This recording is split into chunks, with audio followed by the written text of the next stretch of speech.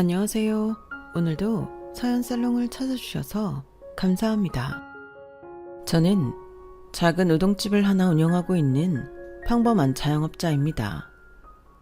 평생토록 음식 장사를 해왔는데 장사하다 보면 정말 별의별 인간들을 다 만나게 된답니다. 인사성 좋은 청년부터 귀여운 아기 손님, 그리고 눈살이 찌푸려지는 진상 손님들도 많죠. 요즘엔 간혹가다 뉴스에도 그런 진상 손님들이 많이 뜨더군요. 요즘에야 세상이 좋아져서 저희 같은 식당 주인이 곤란한 상황에 처하면 다른 손님들이 그렇게 영상도 찍고 하지만 저 때는 그런 것도 없었어요. 그냥 무조건 참고 손해보고 좋게 좋게 넘어갔죠. 그러다 보니 말도 안 되는 나쁜 놈들도 많이 봐왔습니다. 그런데 얼마 전 저는 그때까지 봐왔던 나쁜 놈들과는 비교도 할 수 없을 만큼 심성 자체가 악한 사람을 보게 되었어요. 심지어 제 평생을 알았던 사람인데 전 그걸 얼마 전까지 모르고 있었던 것이죠. 그 충격으로 한동안은 제정신이 아니게 일만 하며 살다가 최근에서야 조금 마음의 여유를 갖게 되었답니다. 제가 겪은 이 기막힌 이야기를 좀 들어주세요. 저는 20살 성인이 막 지나자마자 얼굴도 모르는 남자한테 시집을 가게 되었어요. 제가 살았던 마을은 지금에야 수도권이지만 당시는 그냥 옛날 시골 마을에 불과한 곳이었고 그 당시에는 어른들끼리 자기 자식들 혼인을 그런 식으로 일방적으로 정해주는 경우가 많았거든요. 게다가 전 딸만 7인 집안의 5째 딸이라 성인이 되면 그렇게 결혼을 하게 되리라는 걸 저도 어느 정도는 알고 있었죠. 제 의견이 하나도 들어가지 않는 혼인이라고 해도 웬만하면 좋은 남자를 만나게 되길 바랐지만 제 운명은 그렇게 흘러가지 않았어요. 제 남편은 아주 전형적인 개자식이었습니다. 무심한 아버지가 저에게 얼마나 관심이 없으셨는지 그 인간을 통해 뼈저리게 알 수 있었죠. 남편은 저랑 9살 차이 나는 인간이었는데 낡고 큰 트럭으로 우리 마을과 서울을 오가며 여러 물자를 유통해주던 사람이었어요. 결혼을 한 바로 다음 날부터 제 얼굴은 쳐다도 보지 않았고 애초에 집구석으로 들어오는 날 자체가 별로 없었어요. 거의 매일같이 술을 처마셨고 친구들과 노름을 하다가 돈을 잃게 되는 날이면 들어와서 저에게 분풀이를 해댔죠. 당연히 저희 사이에 아이가 생길 리가 만무했는데 그 인간은 술에 잔뜩 취한 채 저에게 애도 못 낳는 년이라며 온갖 욕을 해댔어요. 이 재수없는 년, 애도 못 낳는 쓸모없는 년. 네가 이 집에 들어오고 나서 일이 더 안 풀려. 하여간 돈도 안 되는 년 같으니라고. 뭐야? 왜 눈을 그따구로 떠? 너도 나 무시하냐? 니까지 것도 나 무시하는 거야? 사실 그 인간도 아이를 가지겠다는 생각 따윈 없었는데도 저는 그런 욕을 들으며 살아야만 했어요. 그리고 나서 그 인간은 서울에 갈 때마다 여자가 있는 술집을 들락거리기까지 했죠. 저도 그 인간에 대한 애정이 요만큼도 없었기에 마음이 아프거나 하진 않았지만 화는 나더군요. 혼자 있는 밤이면 저절로 신세한탄도 하게 되고요. 손바닥만한 방구석에서 저는 차라리 돈이라도 벌자 싶어서 상리를 받아다가 하기 시작했어요. 남편놈이 생활비를 많이 가져다 주는 놈도 아니었거든요. 저는 매일같이 그 인간이 차라리 영영 집에 들어오지 않기만을 바라며 살아가고 있었죠. 그렇게 시집을 온 지 5~6해가 지났을 때였어요. 어느 날 그 인간이 서울에 다녀오더니 조그만 남자애를 데리고 오더군요. 5살 정도 돼 보이는 깡마르고 조그만 아이였죠. 남편놈은 그 아이를 무슨 감자자루 던져주듯이 저에게 보내며 네가 키워라. 딱 한마디만 하더군요. 기가 차고 어이가 없었어요. 가타부타 설명하지 않아도 그 인간 아들이라는 건 똑똑히 알 수 있었죠. 남편 놈을 거푸집으로 찍어낸 것처럼 아주 똑같이 생겼거든요. 아무리 애정이 없기로써니 부부로서 할 짓이 있고 못할 짓이 있는데 그 인간 같지도 않은 놈은 얼굴 색 하나 변하지 않고 애를 던져놓고는 아무 일 없단 듯 평소처럼 바깥으로 나돌더군요. 남편 하는 꼴만 보면 속에서 천불이 나지만 이제 갓 5살 되었다는 애는 무슨 죄인가 싶어서 그래도 굶기진 않았어요. 그렇다고 살갑게 굴었던 것도 아니었죠. 솔직히 제가 무슨 성모마리아도 아니고 누렁이 밥 주듯 제때 끼니나 챙겨주면 됐지 그 이상 뭘 해줄 이유는 없다고 생각했죠.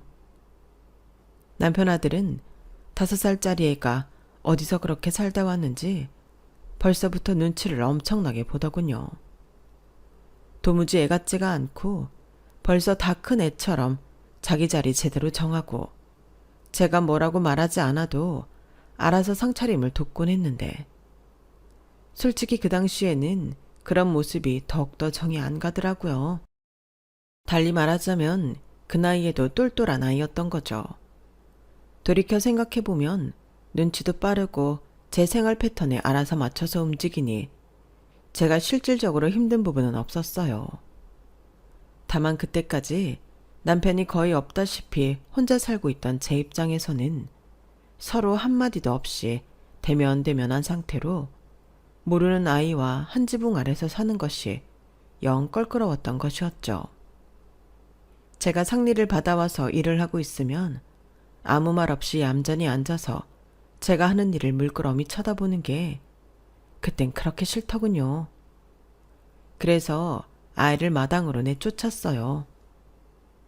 남이 일하는 거 쳐다보고 있지 말고 나가서 놀던지 해라. 무슨 내가 놀지도 않고 방구석에만 있니? 어차피 친구가 없어요. 그럼 나가서 만들면 되지. 사람 불편하게 빤히 쳐다보고 있지 말고. 네.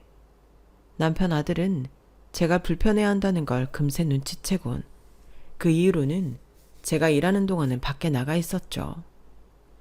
그렇게 계절이 바뀌고 해가 바뀌는 동안 서로 불편한 동거를 이어갔는데요. 그러던 어느 날이었습니다. 보통은 저녁 늦게 들어오던 남편이 갑자기 대낮에 술에 잔뜩 취한 채로 집에 돌아오는 겁니다. 저는 상리를 하는 걸 남편한테 말한 적이 없었는데 제가 따로 돈을 번다는 사실을 알면 그 돈까지 남편에게 빼앗길 것이기 때문이었어요. 그런데 무방비한 상태에서 제가 상리를 하는 걸 들키게 되니 남편은 그 돈을 요구하며 절 손대기 시작했죠. 보나마나 노름이나 계집질에 쓰려고 하는 것 같았는데 저는 곧 죽어도 이미 다 써서 모아둔 것이 없다고 시치미를 대고 있었어요. 그때 평소처럼 밖에 있던 남편 아들이 어느새 집으로 와서는 남편에게 외쳤어요. 아버지, 조 사장님이 시장에 오셨어요. 뭐? 누가 와? 조 사장님이 아버지가 집에 들어오면 찾아온다고 하셨었는데 지금 시장에 오셨어요. 아버지한테 볼 일 있다고 하시던데 아버지 오셨다고 가서 말씀드릴까요? 조 사장이? 아서라, 됐다. 잠깐 들른 거다, 잠깐. 남편은 아들의 말에 갑자기 허둥지둥 외투를 집어들더니 다시 집을 나가려고 하더군요. 그러면서 나가기 전에 아들한테 단단히 일러두었어요. 너 내가 다녀갔다는 거 조 사장한테 절대 말하지 말아라. 알겠냐? 앞으로도 아버지 다녀갔냐고 물으면 무조건 서울에 있다고 얘기해. 절대 나 있다는 소리 하지 말어. 안 그럼 아주 혼날 줄 알아. 자기 아들을 향해 무섭게 윽박지른 뒤 남편은 그 길로 후다닥 동네를 빠져나갔어요. 저는 남편 아들 덕에 산발인 머리를 다시 정리하고 얼굴이며 팔, 다리 곳곳에 난 상처를 닦고 약을 바를 수 있었죠. 제가 약을 바르는 사이 남편 아들은 말없이 흐트러진 일감들을 차곡차곡 정리해 주더군요. 저는 자리가 어느 정도 정리되고 난 뒤 남편 아들과 저녁 식사를 한 뒤 애를 데리고 나와 동네 슈퍼로 가서 아이스크림을 사 먹였어요. 슈퍼 앞 평상에 나란히 앉아 함께 아이스크림을 먹으며 그때 처음으로 그 애와 마음을 터놓은 대화를 했네요. 조 사장이 누구니? 저도 몰라요. 여기 처음 올 때 아버지가 트럭 안에서 통화하는 내용을 들었어요. 이 근처에 조 사장이라는 사람이 사는데 아버지가 피해야 한다고요. 밖에 나간 줄 알았는데 근처에 있었던 거야? 아버지 오신 건 어떻게 알았어? 아까 구두 닦아드리던 아저씨가 말해줬어요. 아버지 오셨다고. 구두? 무슨 구두를 닦아? 시장 앞에 구두 사장님이 일을 알려줬어요. 종종 가서 사장님 일 도와드리면 500원씩 주세요. 너 몇 살이지? 이제 7살이에요. 글은 읽을 줄 알아? 아니요. 앞으로는 구두 닦기 그만하고 글부터 배워. 내년이면 너도 국민학교 갈 나이다. 아무리 가난해도 글은 알아야 큰돈 번다. 네. 너 이름이 뭐야? 강대환이요. 그렇게 대환이의 도움을 받아 남편의 손찌검에서 벗어날 수가 있었던 그날 이후 저는 매일같이 대환이가 한글을 떼는 것을 옆에서 가르쳐 주었어요.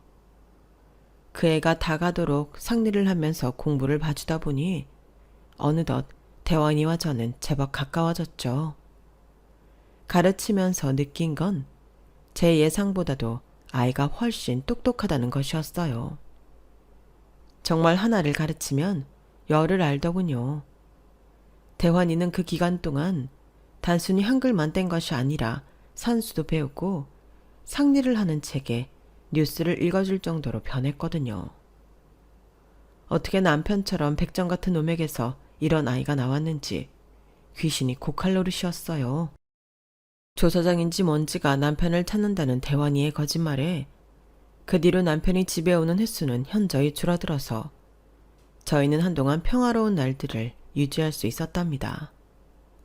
그리고 대환이가 막 12살이 되는 어느 겨울 저는 남편의 사망 소식을 듣게 되었어요.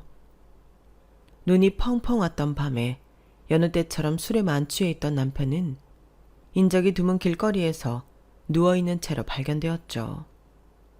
넘어진 것인지 그냥 잠이 든 것인는 모르겠지만 죽은 그 인간의 모습을 보는데도 슬픈 마음은 요만큼도 들지 않았어요. 드디어 끝났구나 하는 안도감과 홀가분함이 느껴졌죠. 장례식장에 찾아올 조문객도 거의 없었기에 저는 3일장도 하지 않고 하룻밤 만에 장례를 다 치러버렸습니다. 의외로 생전에 보험을 들어놓았는지 보험금도 조금 나왔죠. 저는 월드에 살던 다 쓰러져 같은 폐가 같은 집과 남편이 타고 다니던 트럭을 전부 처분했어요. 그리고 그동안 한 푼 두 푼 모아오던 쌈짓돈과 그것들을 다 합쳐 시내에 있는 단칸방을 하나 구할 수 있었어요. 제가 그간 살아오던 터와 모든 것을 그렇게 정리하는 동안 대환이는 예전의 모습으로 돌아가 한마디 말도 없이 제 눈치만 보더군요. 본인 입장에선 그래도 자기 친아버지가 죽은 건데도 장례식 내내 눈물 한 방울 흘리지 않고 계속 의기소침하게 제 동향만 살폈어요. 제가 원래 살던 집에서 있던 짐을 전부 정리하고 이사 준비를 마치는 동안까지도요. 저는 애가 왜 본인 짐은 안 싸고 저러고 있을까 싶었는데 저에게 쭈뼛쭈뼛 다가와서 하는 말에 깜짝 놀랐네요. 아줌마, 저 버리지 말아주세요. 저 공부도 잘하고 살림도 잘하잖아요. 별로 많이 먹지도 않고요. 그게 무슨 말이야? 널 버리다니. 쓸데없는 소리 하지 말고 가서 네 짐이나 싸. 새로 가는 집에는 네 책상도 있을 거야. 대환이는 제 말에 눈을 반짝이더니 후다닥 자기 짐을 챙겨왔어요. 자기 짐이라고 해봤자 조그만 책가방 하나에 전부 들어갈 만큼 적었죠. 후다닥 제 곁에 선 대환이는 저한테 다짐하듯 말하더군요. 저 하나도 귀찮게 안 할게요. 설거지도 빨래도 제가 다 할게요. 고마워요, 아줌마. 됐어, 살림은 내가 해. 넌 공부나 해라. 까불지 말고. 제 말에 대환이는 그제서야 긴장이 풀렸는지 웃으면서 저를 쫄래쫄래 따라왔죠. 제가 괜히 그런 말을 한 게 아니라 저는 정말 그 아이가 좀 아이답게 지내길 바랬어요. 안 그래도 대환이는 이미 제 나이에 맞지 않을 정도로 똑부러지게 제 앞가림을 알아서 척척하는 애였거든요. 다른 아이처럼 학원 같은 곳은 언감생심 꿈도 못 꾸고 학교만 보내는데도 항상 1등을 해오고 제가 잠깐 외출을 하면 설거지도 해놓고 본인 빨래도 알아서 해놓곤 했죠. 동네 사람들 모두가 그런 대환이를 개천에서 난 용이라고 말하곤 했고 저도 그 말에 전적으로 동의했어요. 확실히 머리가 비상한 아이였거든요. 그렇기에 저는 어느새부턴가 대환이가 저나 남편과 같은 인생은 살지 않기를 바라고 있었어요. 갖고 태어난 좋은 머리로 인간답게 살길 바랬죠. 그래서 새로 이사를 간 뒤엔 본격적으로 돈을 벌 자리를 구했습니다. 마침 시내에 일자리가 하나 나왔다는 소식에 저는 한달음에 달려가 그 일을 구했어요. 사람들이 많이 다니는 자리에 있던 우동집이었죠. 시장과도 가까운 거리라서 오며 가며 사람들이 간단하게 후루룩 먹고 가기 좋아 가게는 늘 장사가 잘 됐고 그러다 보니 바쁘게 일을 도와줄 사람이 필요했어요. 일은 늘 고되고 뜨거운 음식 그릇에 여기저기 대기 일수였지만 그래도 과부인 제가 일을 시작할 수 있다는 것 자체에 감사하며 열심히 일을 했죠. 그리고 그렇게 해서 번 돈으로 묵묵히 대환이를 키워냈어요. 다른 집 부모들이 하듯 용돈도 주고 가끔 맛있는 음식을 해먹이기도 하면서요. 하루하루 평화로운 나날이 몇 해 동안 이어지던 어느 날 평소처럼 분주하게 일을 하고 있는데 거기가 소란스러운 겁니다. 그 동네가 워낙 작고 동네 사람들끼리 친하게 지내다 보니 무슨 사건이 하나 터지면 삽시간에 소문이 퍼졌거든요. 이번엔 또 무슨 일인가 싶기도 하면서도 너무 바빠서 신경을 못 쓰고 있었는데 사장님이 후다닥 저한테 오셔서 얼른 경찰서에 가보라고 하는 거예요. 자네, 얼른 이거 두고 경찰서부터 가봐. 얼른. 네? 경찰서예요? 갑자기 왜요? 대환이가 거기가 있다잖아. 동네에 삐뚤어진 걔 있지? 철영이. 걔랑 같이 갔대. 얼른 가봐. 얼른. 우리 대환이가요? 우리 애가 그럴 리가 없는데? 대환이가 그럴 리가 없다고 생각하면서도 저는 저도 모르게 정신없이 앞치마를 내려놓았어요. 그 길로 경찰서까지 한달음에 달려갔죠. 경찰서에 도착하니 앉아있는 아이들 얼굴이 전부 가관이더군요. 한바탕 치고받고 싸운 것 같았어요. 그리고 철영이 아빠가 먼저 와 있었는데 계속 한 손으로 저희 대환이 머리를 내리치면서 혼을 내고 있더군요. 그걸 보는데 저도 모르게 욱하는 마음이 들면서 그 사이를 비집고 들어가 철룡이 아빠를 미쳐버리고 철영이 머리를 수차례 내려쳤습니다. 아줌마, 지금 뭐 하는 거야? 그러는 아저씨야말로 뭐 하는 짓이에요? 아저씨가 뭔데 남의 아들 머리를 그렇게 무식하게 내려치냐고요? 누가 누구 아들이라는 거야? 얘가? 누가 부모 없는 애 아니랄까봐 아주 뚫린 입이라고 아무 말이나 했었으니까 그렇지. 얘가 그러래요? 철영이야말로 마을에서 불량스럽다고 소문이 자자한 애인데 그런 애 말만 듣고 지금 남의 애한테 손찌검을 하냐고요. 그러자 곁에서 난처한 표정으로 있던 경찰이 자초지종을 설명해 주셨어요. 그 내용은 이랬어요.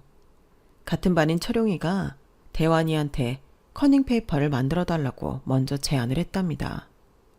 숙제도 대신 해달라고 했고요. 그런데 대환이가 철용이가 요구하는 것들을 하나도 들어주지 않자 화가 난 철용이가 애들이 있는 앞에서 대환이한테 욕을 퍼부으면서 위협적으로 굴었다더군요. 부모도 없는 고아 주제에 반항한다는 식으로요. 그런데 그 얘기를 들은 대환이가 눈 하나 깜짝 않고 너도 엄마 없잖아. 멀쩡한 엄마가 바람나서 도망가는 것보다 나은데? 라고 맞받아치자 머리 끝까지 화가 난 철용이가 주먹을 날리면서 싸움이 시작된 것이었죠. 반 애들 말로는 철용이가 대환이한테 부모가 없다고 놀린 적이 한두 번이 아니었다고 해요. 그럼 우리 애가 아니라 철용이 저놈이 처음부터 우리 애를 못살게 군 거네요. 그래놓고 뭘 잘했다고 남의 머리를 그렇게 내리쳐요. 당신 아들한테 빨리 사과하라고 해요. 뭐? 저 소리를 듣고 너 그딴 말이 나와? 애가 뚫린 입이라고 저딴 저급한 소리를 해댄다는데 아줌마가 애 보호자라면 아무리 부모 없는 애라도 교육은 똑바로 시켜야 할 거 아니야. 우리 애가 뭐 없는 말 했어? 아저씨가 허구한 날 시간만 나면 낚싯대 들고 사라지고 그 집 할머니가 며느리를 그렇게 못살게 굴었다지? 그런 집구석에서 와이프가 바람이 안 나고 배겨? 뭐라고? 이 여자가 말이면 다인 줄 아나? 그리고 아저씨야말로 애 교육을 어떻게 시켰길래 벌써부터 조그만 게 컨닝을 할 생각을 해요? 자식 교육을 대체 어떻게 시키는 거야? 내가 당장 이 길을 학교 가서 교장 선생님 뵙고 제대로 문제 삼을 거예요. 알았어요? 철웅이 저놈의 자식이 아주 각별한 주의가 필요한 애라고. 누가 지 남편 잡아먹은 여자 아니랄까봐 뭔 놈의 여자가 이렇게 드세? 아줌마애도 아니면서 왜 이렇게 쌈딱처럼 바락바락 대드냐고. 우리 아들 얼굴은 그럼 저절로 이렇게 피어나고 멍들었어? 제가 주먹을 휘두르니까 맞은 거 아니야. 그럼 아저씨네 애가 저렇게 못돼 처먹게 구는데 싸움이 안 나게 생겼어요? 그리고 얘가 왜 내 아들이 아니야? 아저씨 자식보다 훨씬 더 잘 키우고 있구만. 애 하는 꼬라지 보면 누가 봐도 댁내 아들이 내놓은 자식이네요. 학교 끝나면 학원을 가던 놀이터에서 놀던 아니면 집에 가야지. 허구한 날 뒷동산에서 불량한 애들이랑만 어울리고 아주 이 동네에 소문이 파다하다고. 알아? 실제로 철영이는 옷도 늘 꾀죄죄하고 관리가 안 되는 티가 났고 행실이 안 좋은 것도 유명했어요. 제 말에 철영이 아빠는 얼굴이 불그락 푸르락해지면서도 아무런 반박도 못했죠. 이때다 싶었는지 계속 난처해야 하던 경찰이 저희를 떼어놓으며 진정시켰고 겨우 화를 잠재운 저희들은 각자 애들을 데리고 경찰서에서 나와 흩어졌어요. 대환이는 눈두덩이가 퍼렇게 멍이 들고 입술이 터진 채로 아무 말 없이 조용히 제 뒤를 따라왔죠. 저는 집에 가는 길에 있는 약국에 들러 일단 큰 상처부터 치료를 해주고 다시 집을 향해 걸었습니다. 그리고 집 앞에 다다라서 대환이를 돌아보았어요. 어느새 저보다도 키가 커진 대환이는 어릴 적 그랬듯이 제 눈치를 보고 쭈뼛거리더군요. 저는 낮은 목소리로 말했어요. 철용이네 엄마 얘기는 어떻게 한 거야? 어떻게 알았든 아무리 화나도 그런 얘기는 하는 게 아니야. 네, 죄송해요. 그래도 당하고만 있지 않은 건 잘했어. 앞으로도 누가 괴롭히면 아주 본때를 보여줘. 알았지? 너무 심한 말은 삼가고. 네, 아줌마. 앞으로는 엄마라고 불러. 집에서건 밖에서건. 네? 그럼 네가 내 아들이지 아니야? 내가 그럼 널 못하러 뼈 빠지게 우동 팔아서 키워주니? 왜? 엄마 하기 싫어? 놀란 눈으로 절 보던 대환이는 농담 섞인 제 말에 씩 웃으며 네 엄마 라고 대답했어요. 그리고 그 이후로 저희는 정말 친엄마 친아들 사이처럼 전보다 더 가까워지게 되었답니다. 대환이는 저를 곧잘 엄마 엄마 하고 부르며 아들 노릇을 했고 저도 대환이를 진짜 아들로 생각하고 대했죠. 아니 사실 이미 한참 전부터 대환이는 제게 그냥 아들이었어요. 저도 저희 아들도 미처 알아차리지 못했을 뿐이었죠. 저희 아들은 그런 사건이 있었음에도 며칠 뒤 시험에서 전교 1등을 했어요. 그 이후로는 알게 모르게 제 아들을 얕잡아 보던 애들도 싹 사라졌다고 해요. 경찰서에서 있었던 일들을 아이들도 다 알았다더군요. 괴롭히는 아이들이 전부 사라지니 아들은 제대로 공부에만 집중을 할 수 있었어요. 전교에서 1등을 하는 것을 넘어 전국 순위를 따져볼 만큼요. 아이가 비범하니 저는 항상 아들에게 꿈을 크게 가지라고 가르쳤는데요. 역시나 제 말을 잘 듣는 저희 아들은 치과 의사가 되고 싶다고 했고, 저는 아들의 그 꿈을 이뤄주기 위해서 고등학교 때는 옆 동네에 있는 사립고등학교에 진학시켰습니다. 학비가 일반 학교보다 2배는 더 들어갔지만 제가 조금 더 열심히 돈을 벌면 되니 아들에겐 걱정 말고 공부만 열심히 하라고 했죠. 어떤 부모인들 그렇지 않았겠나요? 고등학교에 올라가면서 아들은 더욱 무서운 기세로 공부를 했어요. 아무래도 공부를 잘하는 학생들이 모여있는 곳이라 그곳에서도 좋은 성적을 유지하려면 더 열심히 해야 했거든요. 덕분에 아들과 둘이 보내는 시간은 현저히 줄어들었죠. 가끔 낯설게 느껴질 정도로 무섭게 공부하던 저희 아들은 결국 치의대에 한 번에 들어가게 되었답니다. 아들이 합격 소식을 알리던 날 저희 2사람은 거의 제정신이 아닐 정도로 비명을 지르며 환호했어요. 엄마, 나 합격이야. 나 합격 떴어. 세상에, 그렇게 들어가기 어렵다는 대학을.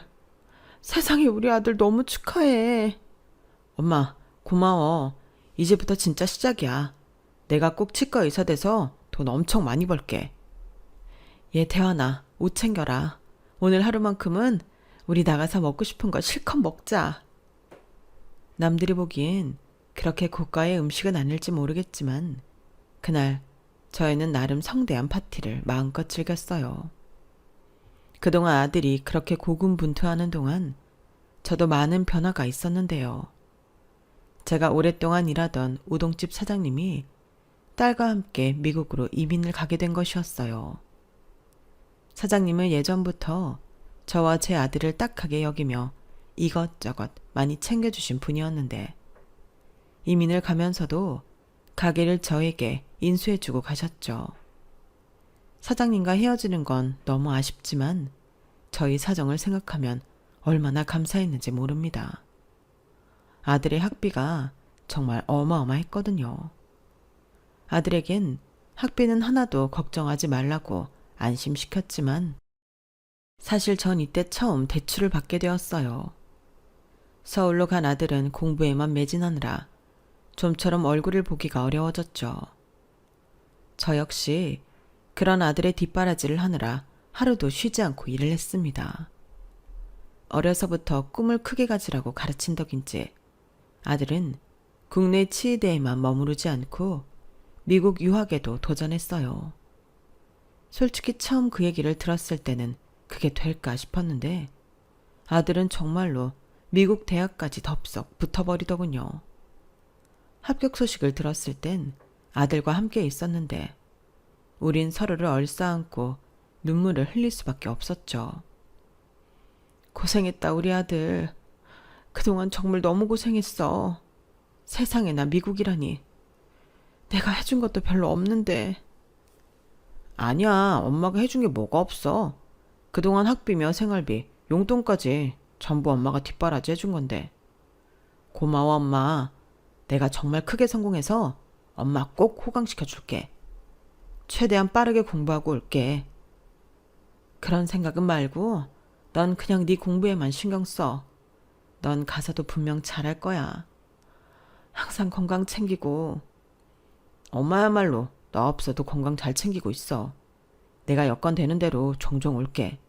아니, 내가 공부 마치고 자리 잡으면 미국 여행도 다니고 그러자. 아들의 말에 저는 웃으며 끄덕였고 그렇게 머나먼 타국으로 아들을 보냈습니다. 그리고 저는 대출을 한 번 더 받았어요. 거의 다 갚아가던 대출이 도로 다시 생긴 건데요. 그래도 저는 그 돈이 하나도 아깝지가 않았답니다.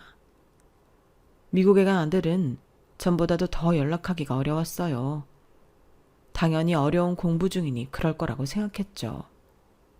저는 그런 아들의 뒷바라지를 끝까지 할 수가 있었는데 가게를 인수받고 몇 년 뒤에 제가 살던 지역 전체가 재개발이 들어갔기 때문이었습니다. 살고 있던 집도 일하던 가게도 꽤나 큰 돈을 받을 수가 있었죠. 그간의 대출을 다 갚고도 남을 정도로요. 여유가 생기니 살고 있던 단칸방보다 좀 더 넓고 깔끔한 집으로 이사를 갈 수도 있었고 제가 직접 아들을 보러 갈 수도 있었어요. 해외를 나가보는 건 평생에 처음 있는 일이라 떨리기도 했지만 얼마 전에 막 졸업한 아들을 보러 간다는 생각에 들뜬 마음이 들기도 했죠. 그런데 아들이랑 연락이 안 되는 거예요. 처음엔 바빠서 그런가 보다 싶었는데 1년이 지나도 2년이 지나도 연락이 되질 않았어요. 다달이 돈은 계속 보내고 있는데 말이에요. 제가 미국을 잘 알지도 못하고 영어를 할 줄도 모르니 도대체 아들을 어떻게 찾아야 하는지 방법을 모르겠어서 답답해 미칠 지경이었어요. 그렇게 뭘 어쩌지 못하고 있는데 뜻밖에도 저는 예전에 제게 가게를 인수해 주신 우동집 사장님을 통해 아들의 소식을 듣게 되었습니다.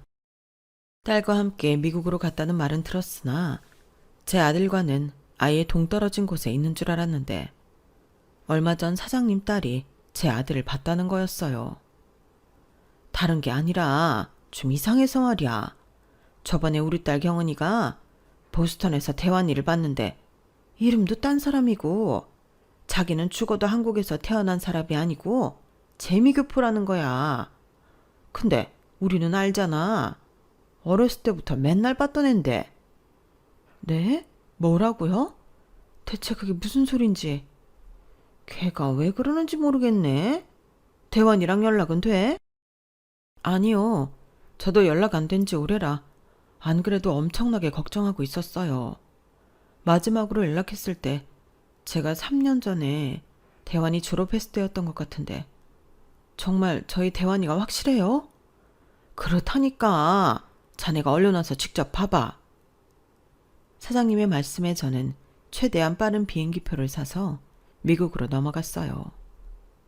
말도 제대로 안 통하는 미국 땅에 손바닥만한 영어책을 들고 무작정 찾아간 것이죠. 공항에 나와 있는 사장님과 사장님 딸을 만났는데 두 사람의 표정이 너무나 어두운 겁니다. 절 봐도 계속 난처한 듯한 표정으로 있길래 제가 대체 무슨 일이냐고 재차 물어봤어요. 저의 추궁에 두 사람은 계속 주저하다가 결국 사장님 딸이 제게 본인이 알아본 바를 이야기해 주었습니다. 피학교를 졸업했던 3년 전 아들은 한인타운에 있는 한 치과에서 일을 시작하게 되었는데 일한 지 얼마 되지 않아서 곧바로 의료사고가 났었다고 해요. 믿기 어려웠지만 그 후로 아들은 아예 종적을 감춰버렸고요. 그런데 피해자가 나이도 있고 영어도 잘 못하시는 분이었기에 신고도 늦어지고 경찰도 비협조적이었다고 합니다. 그런 상황에서 얼마 전에 사장님 딸이 보스턴에서 저희 아들을 발견한 것이었죠. 아무리 봐도 이상해서 조사를 해보니 신분도 달라져 있고 부잣집에 장가까지 가서 잘 살고 있다더군요. 작은 사무실에서 일을 시작했는데 머리가 좋고 계산이 빠르니 승진이 빨랐고 평판도 좋으니 그 지역에서 잘 산다고 하는 집의 딸과 결혼까지 했다고요. 이야기를 듣는 내내 저는 멍하기만 했어요. 그런 믿기 힘든 일이 일어났다는 것도 충격적인데 그 사건의 중심에 저희 아들이 있다는 게 무섭기까지 했죠. 그런데 사장님이 한 말에 정신이 번쩍 들었어요. 그 와중에 부잣집 딸을 골랐다니 운도 좋아. 개천에서 난 용이라도 용은 용인 건가? 아니에요. 처음부터 알고 접근했을 거예요. 처음부터? 아무리 걔가 머리가 좋다지만 그게 가능했겠어? 대환이는 어려서부터 다른 사람들에 대한 정보는 엄청 빨리 파악하는 아이였거든요. 얼른 직접 봐야겠어요. 그래도 그 아이를 20년 가까이 키워본 제 입장에서는 바로 촉이라는 게 오더군요. 신분을 숨기면서 그런 부잣집 사이로 들어간다는 게 여간 머리가 좋지 않고선 못할 짓일 텐데 제 아들은 그걸 충분히 해낼 아이였어요. 아들이 있다는 그곳으로 가는 동안 내내 머릿속에서는 수많은 질문들이 떠올랐죠. 대체 왜 이런 짓들을 벌인 건지, 왜 저한테는 아무런 말도 안 했는지 말이에요. 아들이 일하고 있다는 회사로 들어가니 거기 있던 사람이 누굴 찾아왔는지 묻는 것 같았어요. 저는 사장님 딸이 건네주었던 서류 속 아들의 사진을 보여주었죠. 그러더니 그 사람이 들어가서 대환이를 찾는 것 같더군요. 안쪽 저 멀리서 대환이가 일어나는 게 보였는데 때마침 어떤 한국인이 들어가더니 한국말로 대환이랑 얘기하는 게 들려왔죠. 앞에 어떤 아주머니 와 계신데 누구야? 아는 분이야? 아, 우리 집에서 일하는 식모야. 대환이 너? 제가 그 말에 화가 나서 불쑥 모습을 드러내자 대환이는 귀신이라도 본 것 마냥 눈이 휘둥그레지면서 창백하게 질렸어요. 그 와중에도 그 표정이 정말 상처더군요.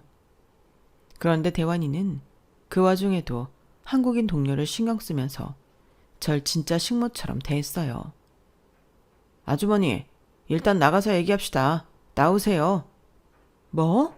아주머니? 너 그동안 이런 식으로 사기치고 살라고 내가 뒷바라지 한 줄 알아? 한국인 동료도 저를 말리려고 다가오는데 저는 그 사람한테 제가 들고 온 서류를 전부 넘겨버렸어요. 그리고 말도 안 통하겠지만 사무실이 쩌렁쩌렁 울리도록 외쳤습니다. 제가 얘 애미 되는 사람이에요. 얘가 미국으로 날아가더니 의료사고도 치고 신분 세탁도 하고 사기 결혼까지 했답니다. 선생님들, 제가 가져온 서류 보세요. 지금 다들 속고 계신 거예요.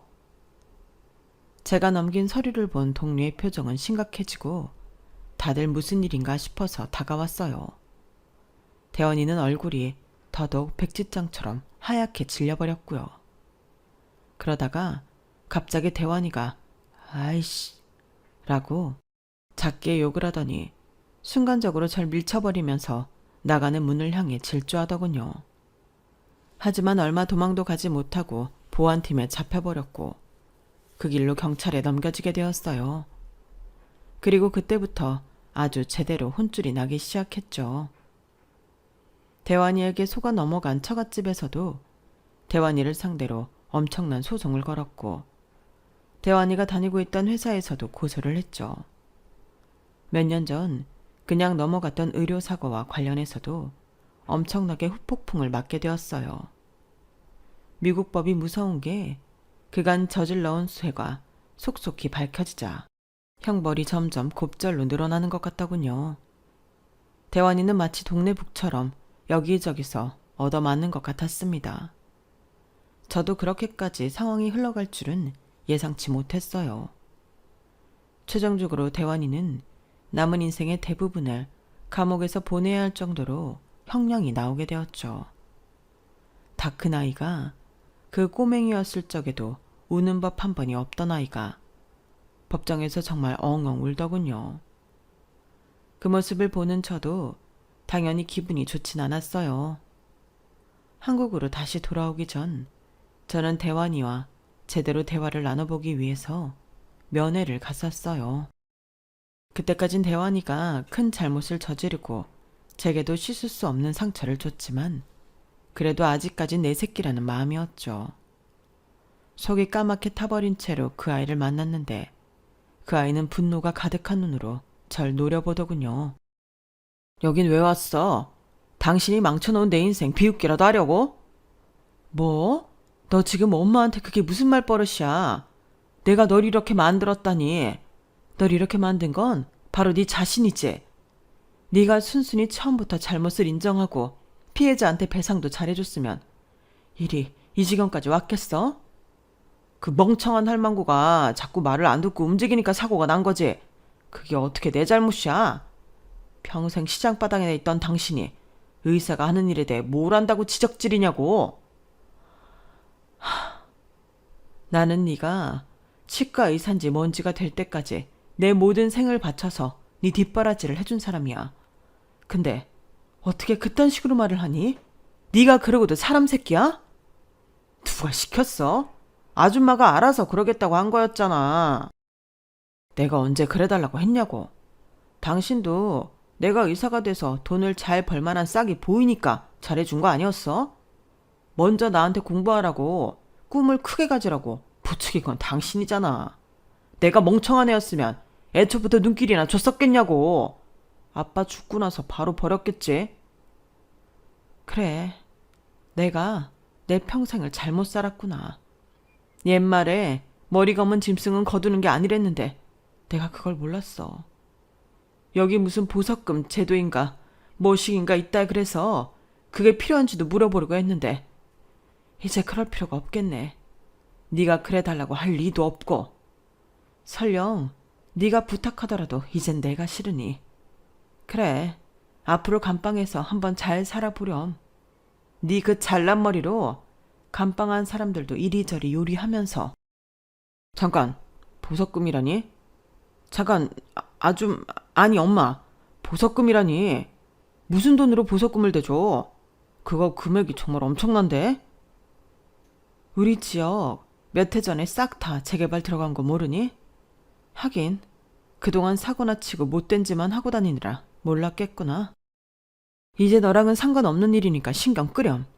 평생 2번 다시 보지 말자. 엄마 미안해. 엄마 잠깐만. 나랑 좀만 더 얘기해. 그게 얼만데 엄마? 아들은 목소리가 다 갈라질 정도로 저를 애타게 불렀지만 저는 뒤도 한번 돌아보지 않고 그 자리를 나와버렸어요. 그리고 그냥 곧장 한국으로 날아버렸죠. 미국에서 있었던 그 폭풍 같던 시간 동안 계속 절 도와주셨던 사장님과 딸에게 감사 인사도 드리고 작지만 보답도 해드렸어요. 사장님이 정말 좋은 분이신 게 제가 너무 걱정된다며 평소보다 연락도 자주 해주시고 시간 될 때 한국에 놀러 오시겠다고 약속도 해주시더라고요. 솔직히 그때는 이 세상에 저 홀로 내팽겨 처진 느낌에 정말 힘들었는데 사장님 덕분에 다시 기운 차릴 힘을 많이 받았습니다. 한국으로 돌아온 뒤 전 다시 우동집을 열었어요. 대환이에게 보냈던 돈을 안 보내기 시작하니 상당히 여유가 생겼거든요. 원래 살던 동네 바로 옆 동네로 와서 가게를 오픈하려는데 요즘은 세상이 많이 달라져서 키오스크니 배달이니 뭐가 많더군요. 그렇게 한동안 정신없이 우동집을 오픈하고 사람을 뽑고 또 손님을 맞이하고 정신없이 몇 개월을 달려왔네요. 저는 그 기간 동안 누가 말려도 일부러 더 일에만 집중했는데요.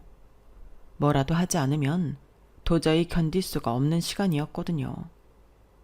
어떤 마음이었건 미친 듯이 집중해서 이것저것 해놓고 나니 오픈하자마자 손님들이 많이 찾아와서 참 다행스러웠습니다. 시스템을 다 갖춰놓고 나니 이제는 조금 여유가 생기고 그러다 보니 지난 일들이 떠올라 한밤중에도 냉수를 벌컥벌컥 들이키고 눈물이 왈칵 나기도 했어요. 대환이 그 나쁜 새끼한테 제 인생을 갖다 바친 것이 너무나 한스러워서요. 한동안 상태가 좋았다 나쁘다가를 반복하다가 이렇게 제 사연을 적어보게 되었답니다. 제가 사연살롱 채널을 주방 오픈할 때 종종 틀어놓는데 평소 다른 분들의 이야기를 들으며 저도 참 많은 위로를 얻었거든요. 아마 제 사연을 듣는 누군가는 저보다 힘들었던 사연이 있을 수도 있고 또 어떤 누군가는 저보단 덜 힘들었을 수도 있겠어요. 하지만 어떤 방식으로든 제 이야기가 여러분들께 위로가 되었으면 좋겠네요. 저 역시 항상 많은 위로를 받고 있거든요. 제 이야기를 끝까지 들어주신 분들 모두 하루하루 평안하시길 바랍니다. 여러분, 사연 댓글에 응원과 현명한 조언 부탁드려요. 좋아요와 구독은 저에게 큰 힘이 됩니다. 오늘도 좋은 일 가득하세요.